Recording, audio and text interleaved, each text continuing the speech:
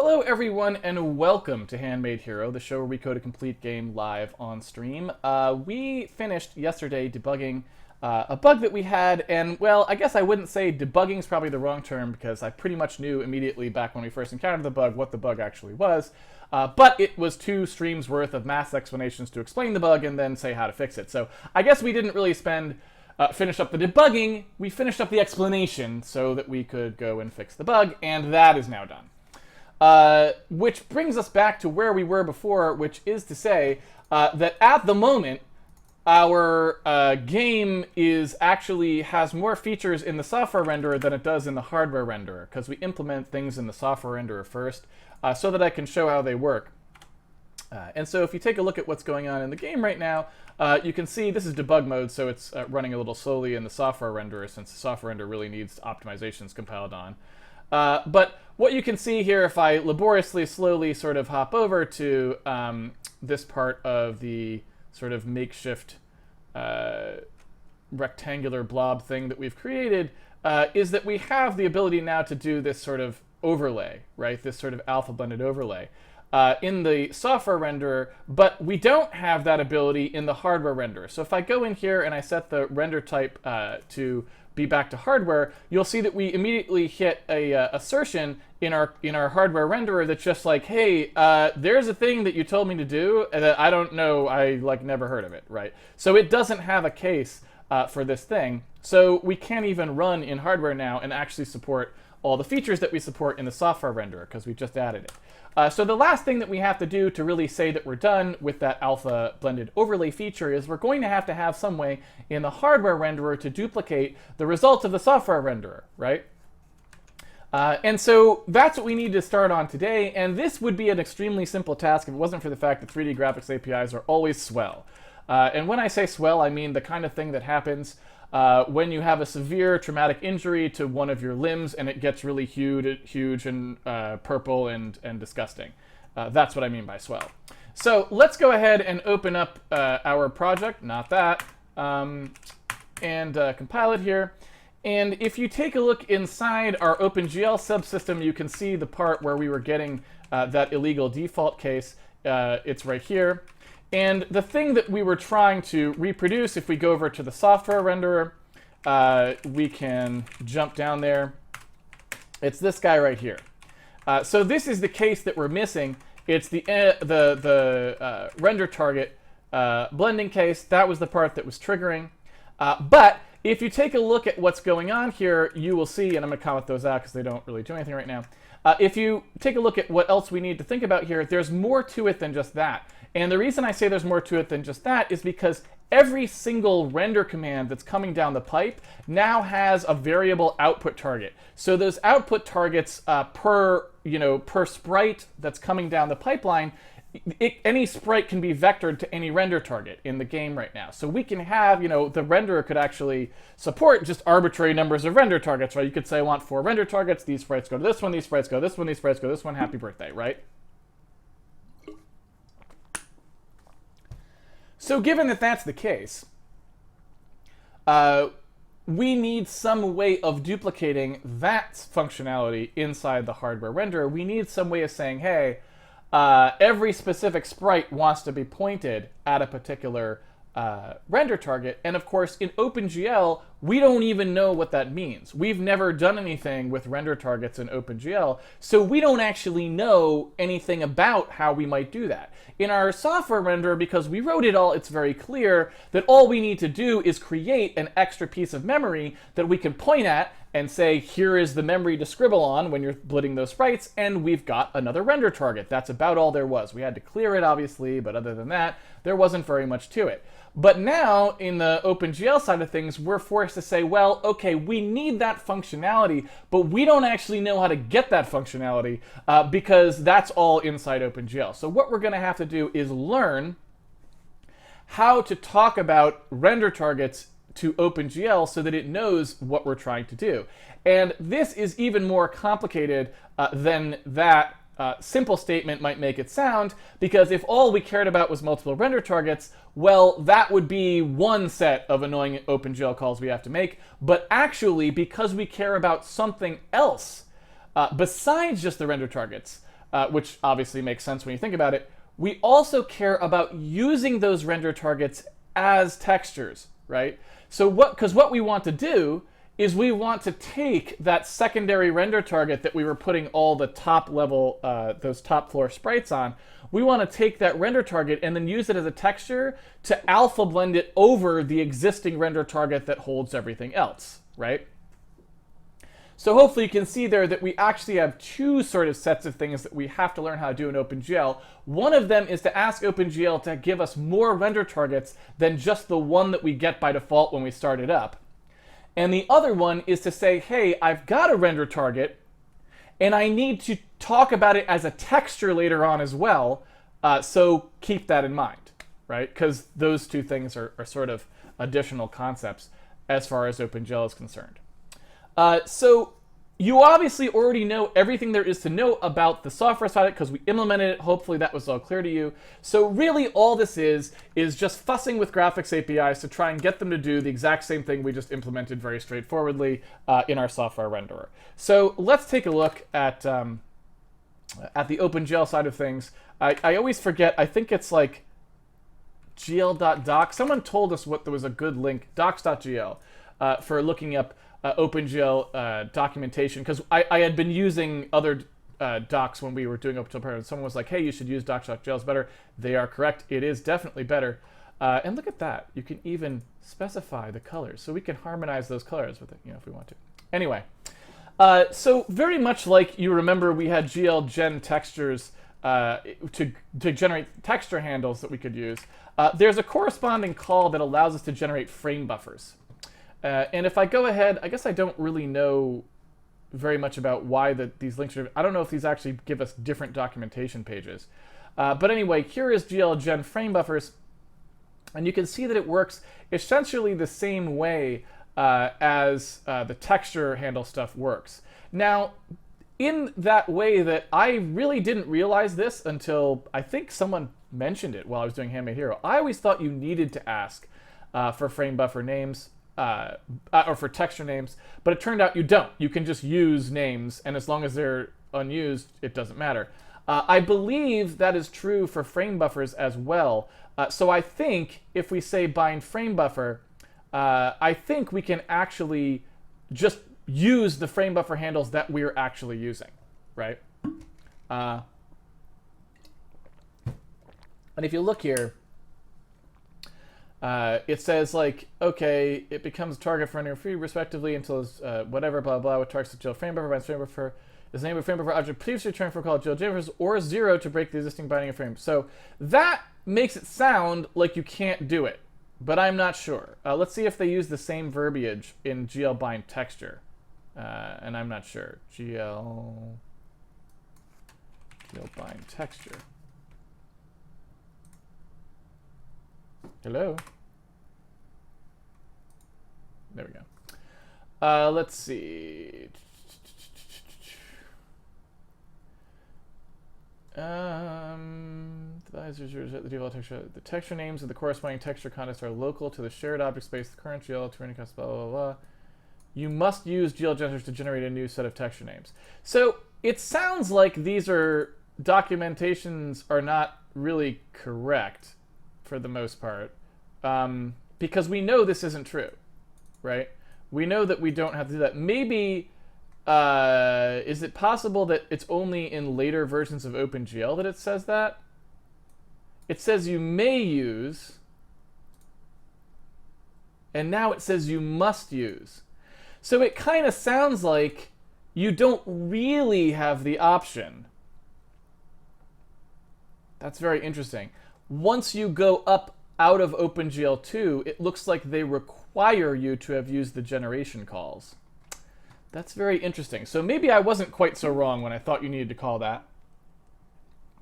Maybe only old school OpenGL allows you to do it without calling gen textures. Very interesting.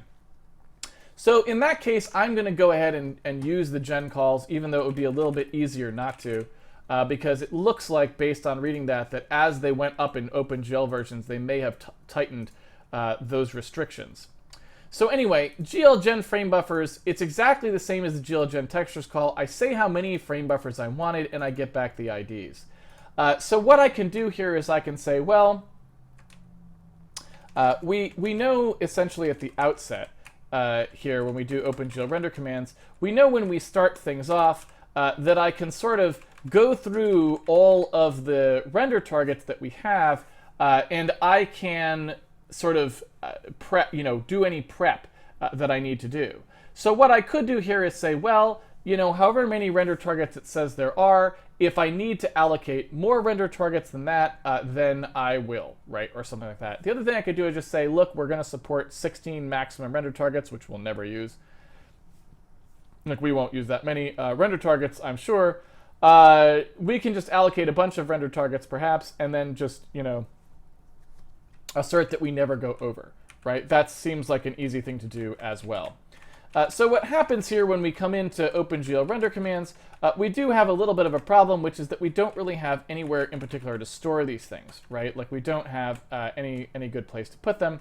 And so, we could use sort of a global variable to hold them. I don't know if we want to do something fancier than that. I'll use a global variable for now, and we'll just see whether or not we want to do something fancier after the fact. Is it just global variable? What's my global? There we go. So what I'm going to do is I'm just going to say that we can have a maximum number of these, and you can see their GL uints right in the documentation. So I'm going to say I've got a global variable, CLGL uints, and this is just going to be frame buffer handles. And I'm just going to say that we can have like 16 of those max, right? And I'm also going to create a variable here, right, which is just global frame buffer count. Okay? And I'm going to start out by assuming that we have a global frame buffer count of 1. And the reason that I'm going to start out assuming that is because the default value frame buffer handle of 0, and I'll notate that here even though I don't really have to, just to say, hey, by the way, there is a 0. The first one is 0. There is a frame buffer handle 0, which is the default frame buffer, right? And we want to keep that concept around, that 0 is the default frame buffer, because that's kind of a convention we adopted in the renderer. And so we don't want to deal with frame buffer 0 ever as anything other than that default. But all the rest of the handles we would like to be able to prepare. Okay. So what I'm going to do here is I guess I'm going to go ahead and sort of mimic what we were doing in the other one. We've got sort of this notion of a clear color and a color buffer bit here. If I take a look back at the Handmade render, you can see how we do, right, we clear each one of these things, and we can actually go to that now.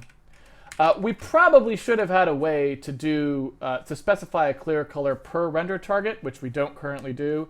But, since we don't really need that yet, we don't need to do it yet. But if we ever find it we need to, we could, certainly. So what I want to do here is I want to go ahead and mimic exactly what we were doing before. So I'm going to come in here and say, all right, we've got a GL clear color of whatever the command said to clear it to. And then we want to clear the color buffer bit of a frame buffer. And we're going to do that for each of our frame buffers, right? But before we do, I want to make sure that I've actually allocated enough frame buffers. And you know what I could do here, since we're really not constrained? We could just say, hey, go up to a lot if you want to, right? Because we're not actually allocating them unless we need them. So what I can say here is like, all right, assert that the array count of the global frame buffer handles, assert that however many you're asking me to do is going to be less than that, right? Like, I don't want you to give me anything that's going to be more than that.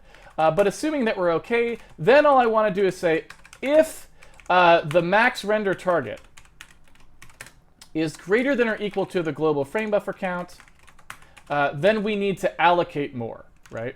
And what I can do there is I can just ask the GL at that point, using glgen frame buffers, I can just say, okay, and it's not going to be quite as simple as this for reasons that you'll see in just quite 1 minute, but let's pretend temporarily that it was.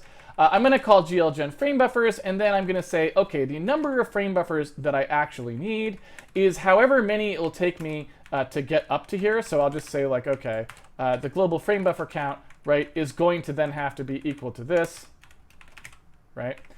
So what I could say is new frame buffer count, like so.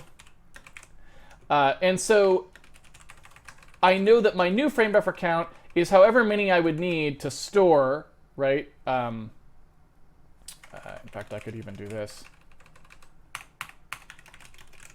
There we go. I could say the new frame buffer count is however many I need to store the max render target index, right? That's how much I would need. And then I can gen frame buffers for however much gets me up to there, right? So if this is my new frame buffer count, I can just say how many would get me up to that from where I currently am. And I want you to put those in the global frame buffer handles array, right? I want you to put them at whatever the current frame buffer count is. So starting at the end of the currently used ones, generate me however many more that I need. And then we'll say that we're done, right? So that gets us all the frame buffers we need. And so then all we have to do is actually bind the correct frame buffer, right? So the same way that we bound textures in GL, we can do, I'll look, actually, I happen to know this command, but I will look it up just so you can see it. Oops, the Cintiq has a bad placement of that particular button. I always reach for the mouse and I hit it. Okay, so there's GL bind frame buffer. Go ahead and go there, please. And here you can see the call to it.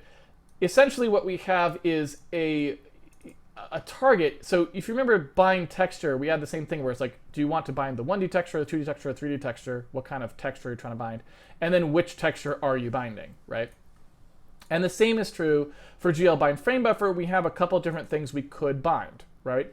We can bind the draw frame buffer, which is the frame buffer we're trying to draw to, the read frame buffer, which is the frame buffer you would read back from if you made a GL call that said, give me the contents of the frame buffer, or GL frame buffer, which is basically binding both of those, right? Now, we might as well bind both of those, even though we don't really need it because I don't really care. But, you know, if we were being more specific, we might just only bind the draw frame buffer because we're never reading back from it anyway. So, you know, 6 of one, half dozen of the other. So anyway, our target here is going to be this, right? And the frame buffer we're trying to bind is just whatever the global frame buffer handles is for this target. And that'll come back as 0 for the first one, which of course is the default frame buffer, and it'll come back as whatever else it should be for any of the ones that we generated. Okay. So then when we come out of here, we'll set ourselves up to bind the default frame buffer, because that's probably what we'll be drawing to most of the time. And we'll also set ourselves a little memento, which is basically like frame, current frame buffer, like so. So now we know what the frame buffer is that we're drawing to, and then down here we can sort of say like, all right, let's go ahead and pick up the values we actually needed to pick up. You can see in here the clip render target index is the thing that we're looking for. So we can go ahead and say what we want to do is look at that clip render target. So say like if the clip render target index is not equal to whatever the frame buffer is that we're currently using. You know what, I like to write these this way. I usually write code like this such that the thing I'm assigning to stays on the same side. Do you see what I'm saying? Like if I'm going to do a test for not equals and then assign, I usually like to make it so that they line up like that. Anyway, so there you can see here, so we're basically just saying, okay, if the current frame buffer is not the one that you want me to use, I will go ahead and bind the new one. Otherwise, I'll leave the old one bound, whatever one we were on before. And just to make it, again, a little bit cleaner, it's not really particularly clean either way, I'm going to go ahead and after we're out, I'm just going to undo any like leftover binding that there might have been, just so nobody below us gets confused, right? So that's basically it for the sort of the basic I need to like generate and bind frame buffers. But obviously, as you can see, this isn't really going to do us any good because even though we bound those frame buffers, we don't have any access to their contents. We haven't done the additional work that I was talking about before where we actually need to create a texture that is the backing of a frame buffer so that we can use it to draw with. Because we still have no way, even though I like implemented that code, we don't have any way of making that work in here, in this blend render target. I need to draw a full screen rectangle right here using some other frame buffer as the source, but I don't have any way to get at this through the GL at the moment, not as a texture. Okay, so let's go ahead and compile that, and we'll see the first problem we're going to have, which actually has nothing to do with that, and that is simply that we don't actually know. Oops, I guess I've got a different problem here. What is the problem? Oh, whoops. I put a CGL on there. That's Casey notation. At work, I use CGL because I have my own defines for everything, but that's a separate point. This was the problem I was actually trying to point out, and let me go ahead and fix the other place I use CGL. There we go. So in GL gen frame buffers and GL bind frame buffer, you'll notice they're not there. Neither is the identifier. This was the thing I was saying where it's not quite as easy as I make it look by just typing it in. And what's the problem there? Well, the problem there is the same problem we ran into before with our sRGB stuff. Frame buffers were something that was added after OpenGL 1.x. That means that it is not natively defined in the Windows header files because, of course, Windows doesn't keep OpenGL up to date. Why would they? They want you to use DirectX. So if we want to use these, we have to add them to our extension querying. And we pretty much will require these. So we need to kind of have a thing here to say whether or not we allow whether or not we have them, and we need to kind of fail if we don't have them. So let's take a look at what that frame buffer extension actually would be. Okay, that's not what I wanted to do. Help! What is happening? Okay. So let's see here. Bind frame buffer extension. So here's GL arb frame buffer object. I believe this is the extension we're looking for. So I think we can probably use this one to indicate whether it's there or not. Let's find out. Well, not really. Gen frame buffer, bind frame buffer. Yeah, I guess this one has them originally. I think this would probably be the right one. GL arb frame buffer object. It might just be arb frame buffer. I want to take a look at just to see. Let me see here. Is there a GL arb frame buffer just by itself? No. Okay. So let's take a look at this and assume that we can get that extension. Let's find out what happens if we can or can't. So let's go ahead and put that in here. GL arb frame buffer object result GL arb frame buffer object equals true. And so in here, what we'd like to do is, probably we'd like to say that we just can't render an OpenGL without that. But I don't know. Like, I'm not sure exactly how we want to. I'm not sure how we want to deal with that. Like, should we just not draw the top floor alpha blended? Because we could do that. And maybe that's the best thing to do. So yeah, maybe I'll support that. Maybe I'll support that.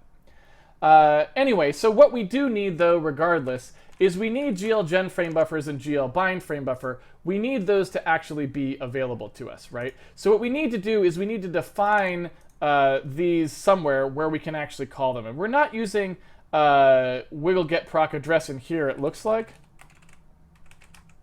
Yeah. So I need to go back to the Win32 code here, right? Wiggle get proc address. You can see it in here. And you can see us sort of grabbing these various wiggle functions. We need to get the ones, we need to use wiggle get proc address to get those extended functions here. And so in order to do that, we're going to have to probably pass these to OpenGL init or something like this. I'm not sure exactly how we want to do it. But point being, we have the exact same problem. We'll see. Maybe I kind of think I know roughly how I want to do it. Let's see here. So you can kind of see how we did these here, right? We have these wiggle create context trims arb, Win API kind of stuff that's happening here. So what we need to do is we need to go grab the definitions of these from some source that's going to have them defined the way they would be defined inside the Win API system, right? Excuse me. Windows GL extensions. I don't know why I'm coughing so much. All right. Let's see what we've got here. So yeah, we want GL bind, bind frame buffers. And here it is, right? We've got GL bind frame buffer, ext, GL delete frame buffers, ext, GL gen frame buffers. So this is really what we want here. And while we're at it, I'm just going to grab some of the other ones that we need. I think we will need GL frame buffer texture 2D. I don't know if we'll need any others. I think that might be it if we're lucky. But will we be lucky? I don't know. All right. So what we need to do now is we need to kind of have these be defined in a way that they can be seen and accessed by the OpenGL layer under Windows. So I'm going to go ahead and sort of get these defined. Well, and actually I don't need 1D or 3D texture render targets. I only need a 2D one. I don't really need to check the frame buffer status because we'll assume that we're going to be okay with that. And so here we go with our calls that we'll actually need. We've got our definitions all in a row here, right? So that all looks pretty good.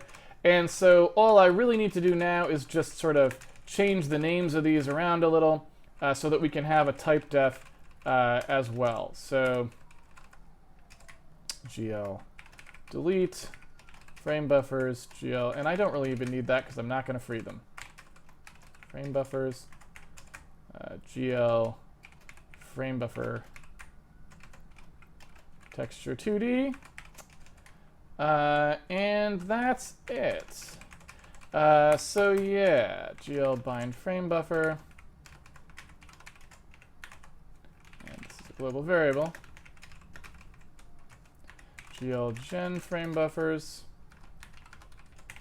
global variable, GL frame buffer texture 2D.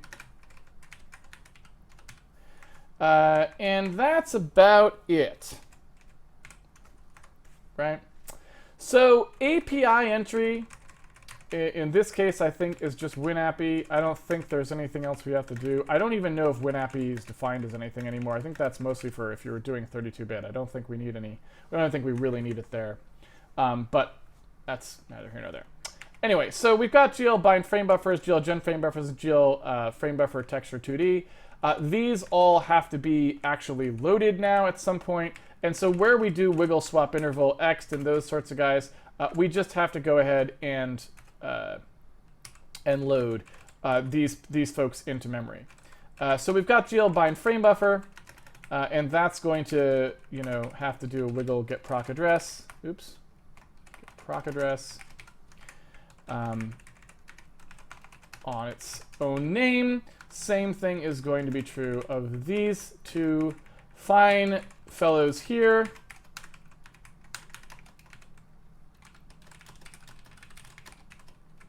There we are. And finally, the frame buffer texture 2D. There we go.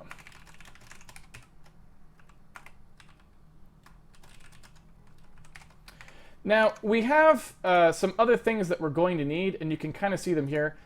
We need all of those defines that we might call, that we were using, like, for example, the GL draw, the GL thing we were saying which kind we were binding. Is it the read frame buffer? Is it the draw frame buffer? That sort of stuff, right? So we need to get this pound define as well. That's got to come up here. And then we also are going to need the attachment, like I think we're going to need color attachment and some of these types. But we'll go, I guess I'll just leave this up and we'll see which ones we actually need and we'll grab them out. So let's go ahead and compile this and see where we're at. So GL frame buffer, oops, did I cut and paste the wrong one? I guess I did. Where is that?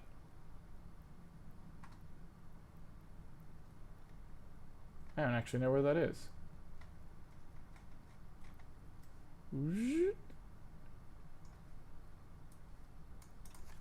Signs that your graphics API is too large.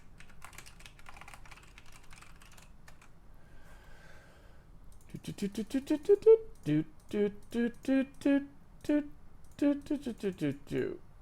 it is. That's what I'm looking for. All right, so we've got our frame buffer there. Let's go ahead and compile. So now we're compiling. And in theory, we probably can run, but, we won't. Oh, and I should switch back to defaulting to the OpenGL renderer since we're trying to develop the OpenGL renderer. So let's go ahead and switch. Here we go. So here we are on the OpenGL renderer, and as you can see, everything's going along swimmingly. But when we come up here, you can kind of see we're getting some kind of weird, like really slow stuff. It like gets super slow when we're in the middle of those two. So something bad's happening, right? We don't know, but at least we're not crashing. So that's always good. But we do have sort of a bit of a situation there. Now, like I said, we don't really need to debug that yet because we haven't actually implemented all the stuff we actually need to implement. To even get it working, so we don't really care about the fact that it happens to be slow there because we haven't even actually made valid render targets. We've made totally bogus render targets that don't even have anything to draw into. So there's that. But ignoring that for a second, let's go ahead and flip back to the OpenGL thing here. At least now we know that we've got the stuff that we needed. So what I want to do here is say, well, okay, we really don't want to allow the max render target thing to be used in any situation where we don't have access to those additional frame buffer texture calls. So I'm just going to say max render target index. I'm going to say that equals what comes in, but I'm going to say if, for example, if the OpenGL info doesn't have the extension that we need, so I could say like, if we don't have GL bind frame buffer, then we won't do this extra stuff, right? In fact, I could do this. If GL bind frame buffer is actually valid, then I will say that I'll use the actual ones you said. Otherwise, we'll just pretend we only have one, right? Then we can go ahead and say the max render target index everywhere else that we were using it is like that. And here we'll just say the same exact thing. So we'll say like use render target index equals 0.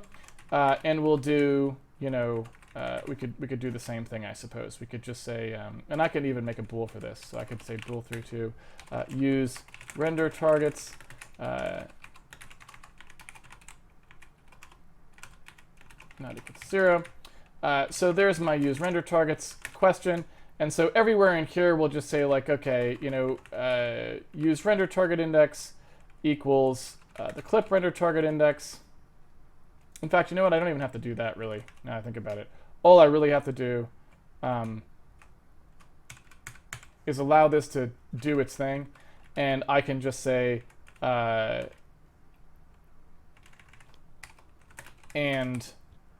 clip render target index is less than or equal to max render target index, right? I can just say, like, don't allow anything that's outside the range, right? So that should be fine. Okay, so use render target index, or use render targets is there, so there we go. And so now in theory we'll get a little protection there. We should also in here not bother to try and get any of those if the extension's not there. So we could say, and I don't know where that we actually do that call, where we'd get the info. Where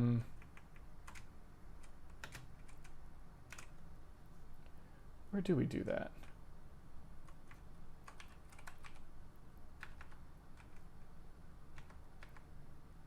Don't we get OpenGL info somewhere?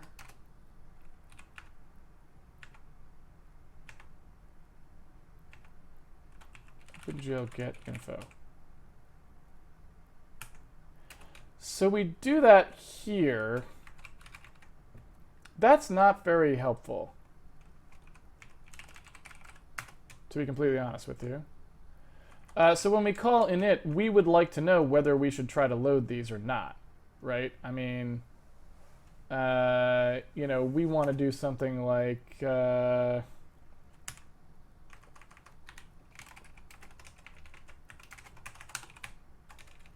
Maybe this.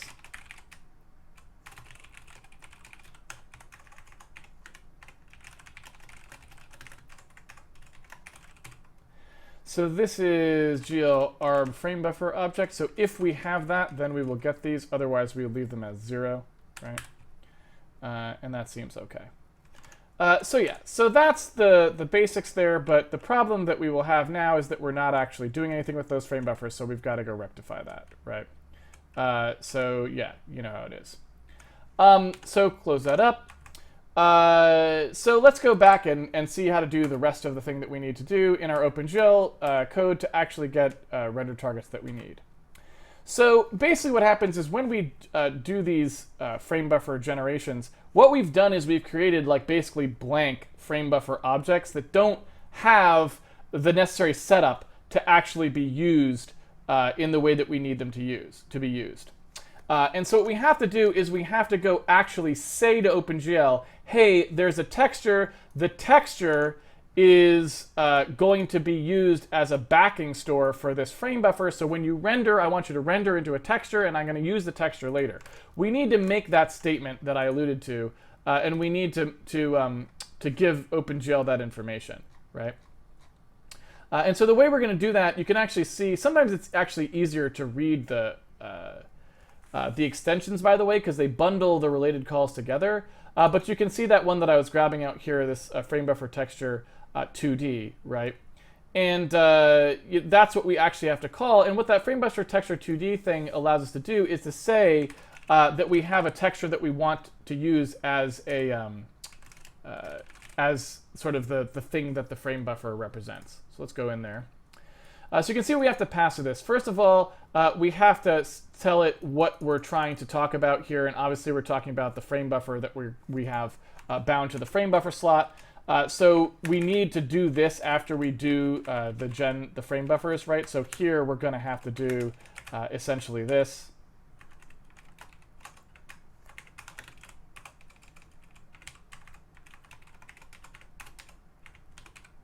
Right?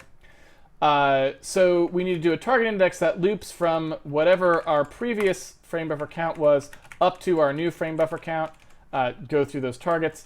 We need to set, we need to bind one up so that we can start talking about it to the GL. We then have to call that GL frame buffer texture 2D that I stated before, and we need to pass these that parameter to say, hey, we're talking about this thing that we bound right here. Then we've got the attachment. We don't have depth or stencil buffers, but you can understand when you do rendering, right? We talked about Z buffering or depth buffering, as it's called, right? Stuff like that. Anything that has a buffer that's associated with rendering obviously has to be there and be talked about when you're talking about a frame buffer. So if we were going to use Z buffering, we would need to create a depth attachment where we said this is where you store the depth data. And if we were using stencil buffering, which we haven't talked about and aren't going to talk about, we would need to do that as well, right? But all we're actually doing is color buffers, right? All we need is just one color buffer. So we really only need just this color buffer attachment 0, right? That's the only thing that we need to bind. And so then we have a texture target, which is like what texture target we're trying to do. We want a 2D texture target here, obviously, right? Because we're not trying to render to a cube map or anything fancy like that. We just want a plain old texture.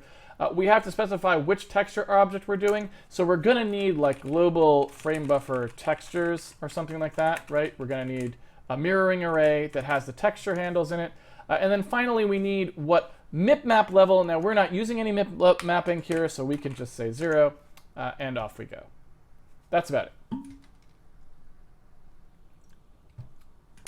All right. So that's pretty much everything that we need to do to attach the frame buffer texture there, but we do have another problem, which is that we never actually generated a texture, right?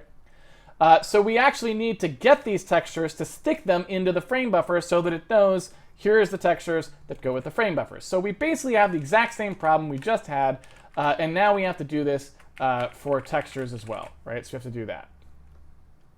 All right. So we've got our global frame buffer textures. We need to do the exact same calls, essentially, right? Gen textures, where we're going to say, like, we could probably do, like, new text, this is the new count or whatever. Here we go. So we need to generate that many more. And the same thing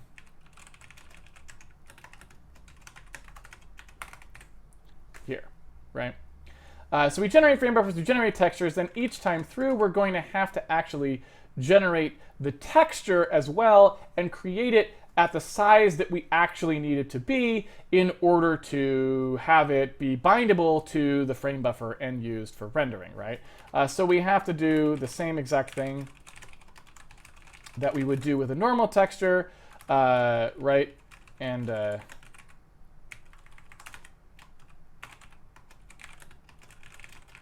might as well pull this out so it's easier to see. There's the texture handle, right? So we do the GL bind texture for the texture handle. We pass that same texture handle here, saying, hey, that's the texture I want to be backing here. When we do our bind texture, I'll unbind it here as well so it isn't left bound. Oops. So there we go. And now all we need to do is specify the information about this texture that we actually care about, right? And I believe we have this call in here somewhere. There it is, where we do allocate texture. And when we do allocate texture, you can kind of see how it does it here, like width and height, and it sets some basic parameters for the texture. Now, in my mind, I feel like we might as well just reuse this code, right? We don't need the GL flush per se necessarily, but then again, I don't think we really want the flush there either. That was the thing to avoid us having a problem when we were using the multi-threaded texture stuff, which we found out really wasn't going to work anyway. So, you know, there's that. So we can probably just reuse this code. I think that's probably a safe thing to do. Yeah, I don't see any reason we can't just call this. So I think what we can do is call allocate texture and let that do what we want it to do. And, you know, it returns this pointer from U32 handle nonsense here. So we can actually cast back using U32 from pointer and be done. So I'm going to go ahead here and say, well, is that just called gen? So yeah, so I don't even need this gen texture batch thing that I did here. I could actually just do it this way.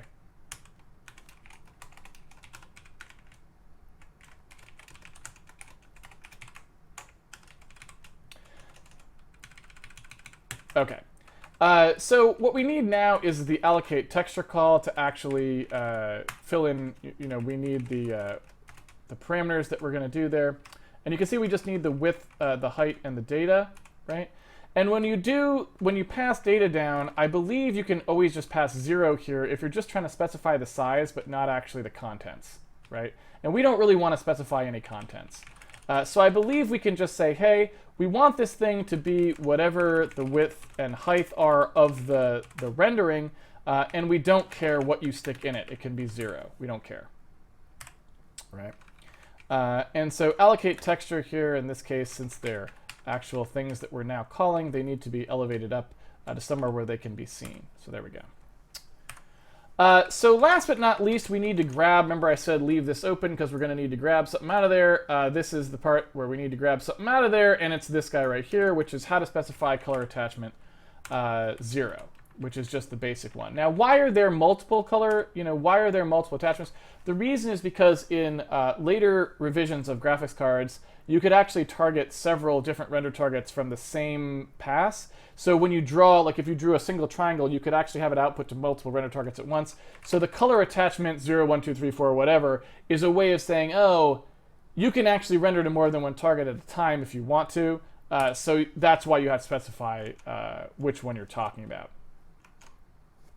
All right. So now we probably need to step through this and see what we're actually doing, because it's probably not going to work. Nothing that you do in graphics works the first time out. But at least you can see that we've gotten a little bit better. So, you know, I mean, I don't want to say that maybe it worked the first time out, but maybe it did. I don't know. Because you can notice we don't get that slowdown anymore, right? Which means that we're at least partially, perhaps, maybe, filling out those frame buffers correctly now, right? But we don't know. And so we'll certainly have to go in and look. We don't know what's going on. It might be good. It might be bad. We're not sure. So now what we need to do is go in and actually, we've done the work ostensibly, depending on how much we may have screwed up. We've done the work ostensibly to actually do the frame buffer stuff. All we need to do now in order to complete the first pass on the code is actually pull out the render targets themselves and use them as textures to blend, right? To do a blend. That's all we need to do. So we have a OpenGL rectangle blit thing here, and meow, meow, meow, meow. We just need to take a look at what's going to happen here. So yeah, you can kind of see we've got the I think we've got everything pretty much set up straight. This is all we need to do is to just draw a full screen rectangle, right? That's pretty much it. So I think, and we're still in screen space here, so I think all we really need to do here is to sort of take this code, like this code here, where we're doing our bind texture. Okay.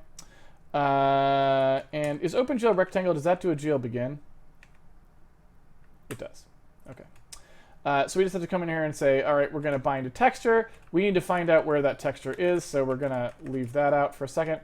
And then we are going to call OpenGL rectangle, and we're going to call, oops, that's not what I wanted, OpenGL rectangle.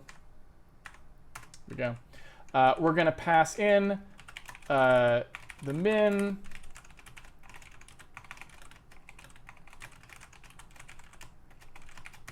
and the max. We're going to pass in color value, right? And that color value is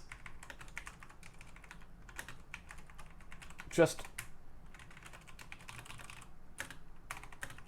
no modification, right? 111, no modulation, just full. And then the alpha value, okay? And then we've got the UV, the min-max UV, but they're already set. Their default values are exactly what we want them to be, right? We've got to deal with the source target index here, but that's the only other thing. And so now what I need to do is I need to use that source entry index to just grab out of the render target, the global frame buffer textures. I just need to grab the texture handle that represents whichever texture we were targeting, and then render. Now what I want to do here is before I do any of this, I want to make sure we're actually using render targets, because if we're not, then we just want to ignore these commands because there's nothing we can do about them, right? So I'm just going to do it straight up. That's all good. And conversion from U32. What are you talking about? From U32 to real 32. Oh. I see what you're complaining about.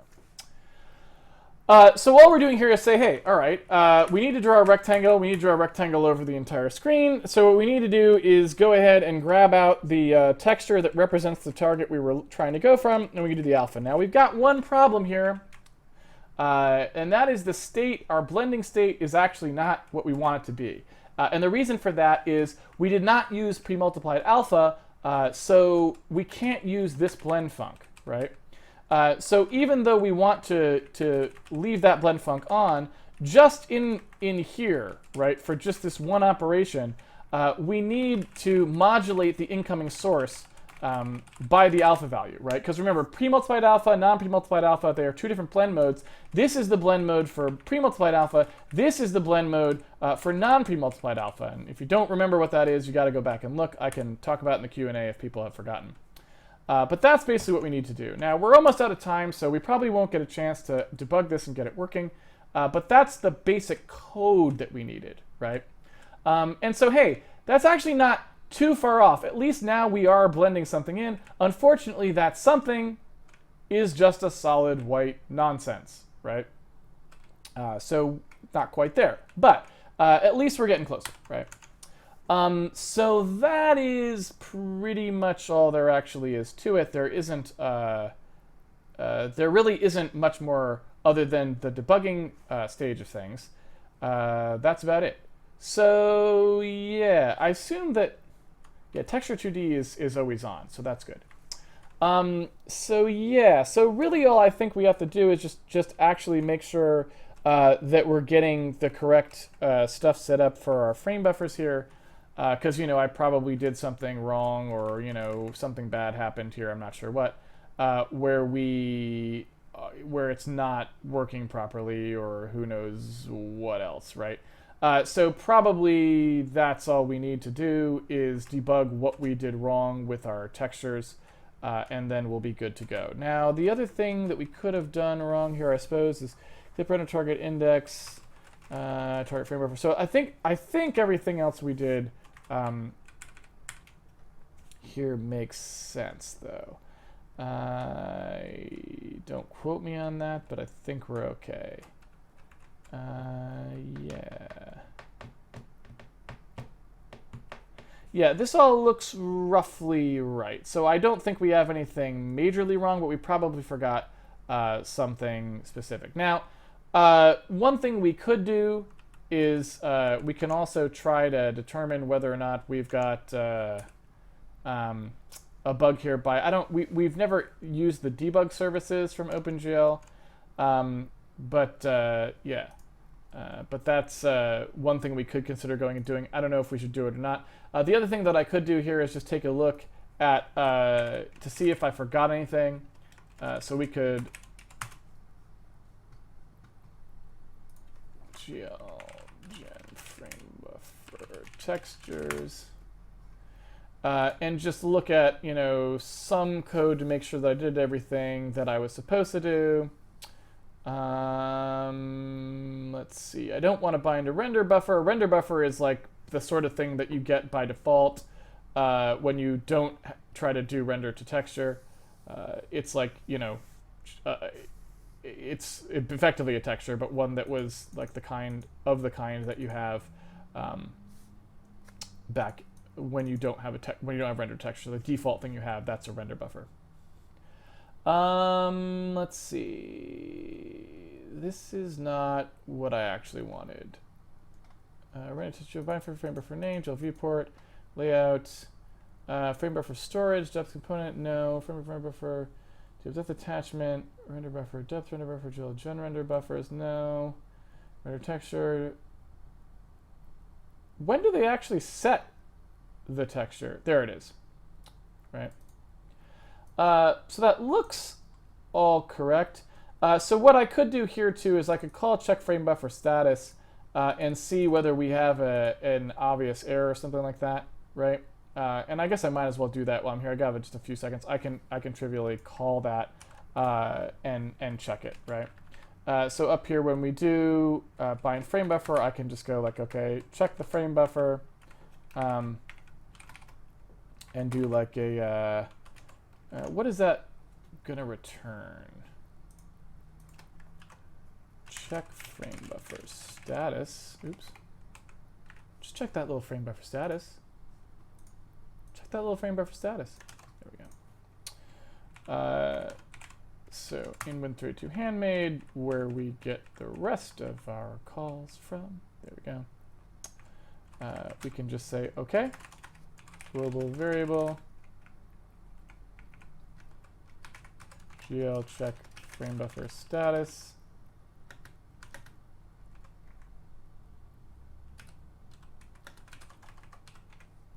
Type def. WinAppy. GL check frame buffer status. GLenum target.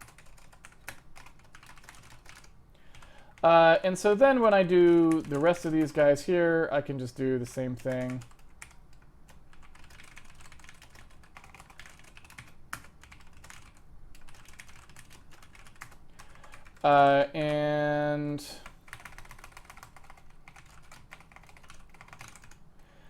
And now we should be able to at least see whether it thinks our frame buffer is valid or not.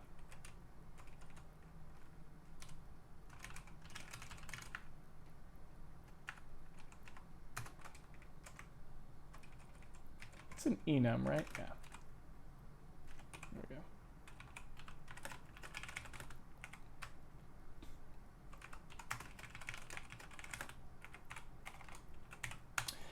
go. So at that point, we just need whatever that frame buffer complete identifier is.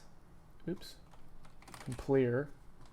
And just grab that out. There we go. And so I will post that guy up at the top here, and then I think we can run and just see whether it thinks that we made a frame buffer correctly or if we didn't, right? Now we have to actually trigger it, so we have to kind of come up here to get it going. But in theory, you know, that would have fired in that case. So let's all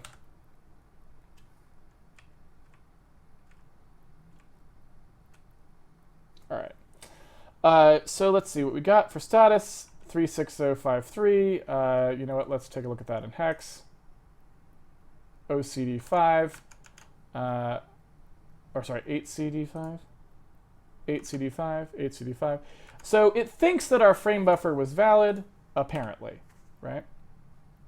So that's a good sign. I want to take a look at what we're clearing this guy to. Commands, clear color.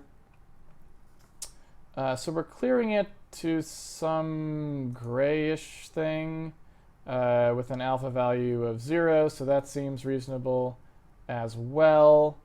I should think. So that seems okay. I guess one thing I don't know is whether GL viewport is per frame buffer.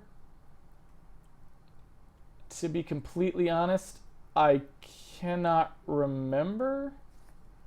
So I'm going to look.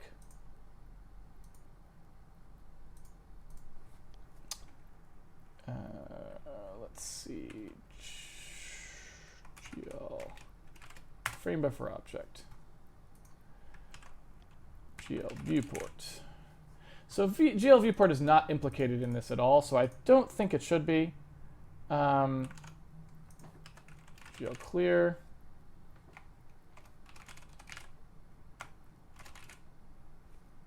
So I feel like these should just work, right? I don't think there should be any...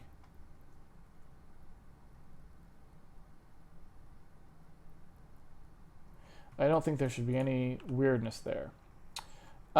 So yeah, current frame buffer, render target index, if clip rectangle is not equal to, set the scissor, and that all seems fine. And then down here where we've got use render targets, we're going to bind whichever one it is, source target. Oh, wait, that's my problem. That's my problem right there. I never stored the texture handle. So maybe we did everything right, and we just never stored the texture handle. So I got to do global frame buffer textures equals texture handle. Right? Because we use that later. So we were just using a bogus texture handle, so obviously we weren't going to get good results there. Okay. Hop along, Mr. Hero. Hey, look. It worked. So we're sort of working now. You know? We're sort of multi-render targeting, and off we go, and it all looks good. So I think we're in good shape, and we can go to the Q&A. So let's go to the Q&A. Q&A. Yeah. Good deal.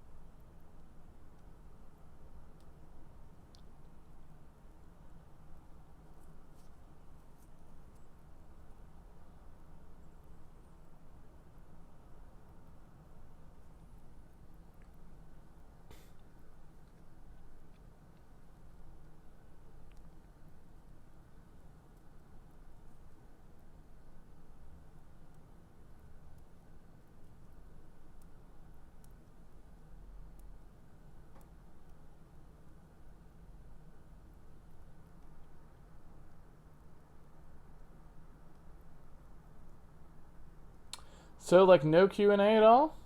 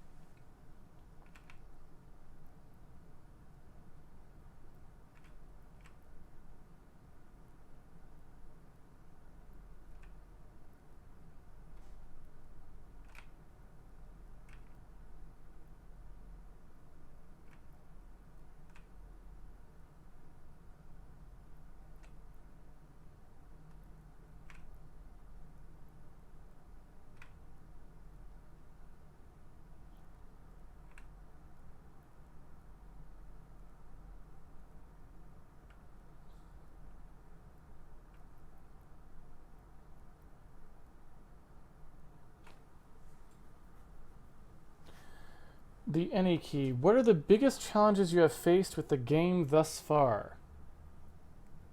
Well, this is like an educational stream, so I wouldn't really say that we faced a lot of challenges, really.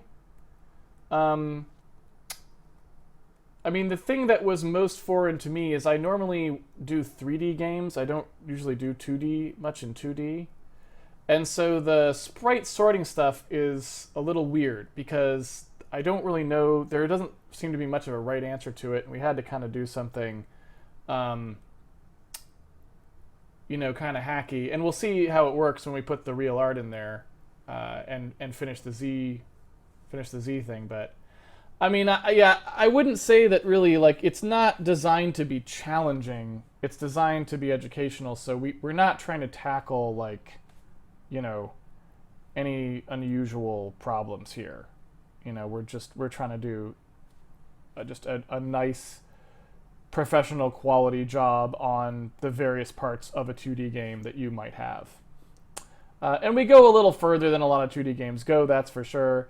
You know, like most traditional 2D games don't have the ability to see down multiple levels and all that sort of stuff necessarily, but you know, so we're kind of, I guess we're trying to be like higher end in terms of the features we support for, you know, a 2D exploration-y kind of game like that, but we're not, you know, we're not trying to do anything particularly weird. So yeah.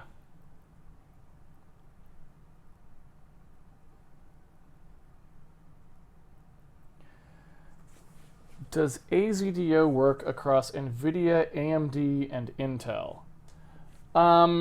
So I guess what I would say is AZDO is something that's taken pretty seriously by NVIDIA, less seriously by AMD, and even less seriously by Intel at the moment. So, for example, stuff that you really want, like NV command list, I don't even know if anyone else supports it besides them. So some of the AZDO stuff just only exists on NVIDIA. Others of the AZDO stuff, like pinned memory and stuff, is definitely on AMD, but not so much on Intel. Like, there's a bunch of things that Intel doesn't do with respect to bindless and pinned memory things. So I haven't tried really hard yet. It's on my list of things to do. I haven't tried really hard yet to see how AZDO you can be on Intel and AMD. On NVIDIA, you can get real good. But on AMD and Intel, not so much at the moment. But we'll see. Maybe that'll change as I pound on it more. But that's the current situation. So the answer is sort of, to a limited extent, they all support it. NVIDIA supports it quite a bit, and the other two, your mileage varies. Compare the Handmade Hero engine complexity versus 1935. They're not even. I mean, they're like night and day, probably. I guess I would say.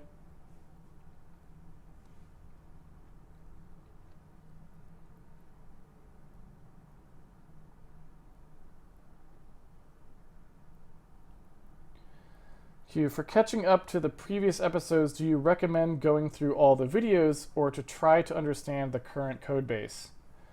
I would say that catching up is not probably a useful thing. I would say that usually what you want to do is just start at the beginning. It's meant to be an educational stream, and it's meant to kind of go through everything step by step, and I think that's where it's useful. Being up to date isn't really relevant. I mean, it doesn't matter if you're watching it live. I mean, you know, if you want to tune in occasionally and ask questions and stuff, that's always great. But there's no real overwhelming reason you need to watch it live, right?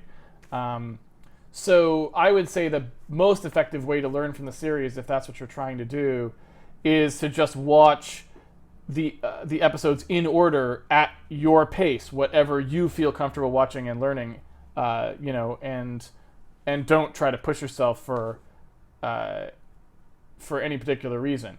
If you're finding you're going through them fast and it's all pretty obvious, then you'll watch them really quickly. If you get stuck on places, just stop there and figure out what it is that was, you know, that you didn't understand what I was doing or whatever. Just figure that part out. Or I would say that's the right way to learn from it, and not feeling like for some reason you got to catch up, because it's not going anywhere. When we do however many it takes to finish the whole game, 600 episodes or whatever it is, they're just going to sit there, right? And so even if you were 200 episodes behind at that point, well, I'm going to stop.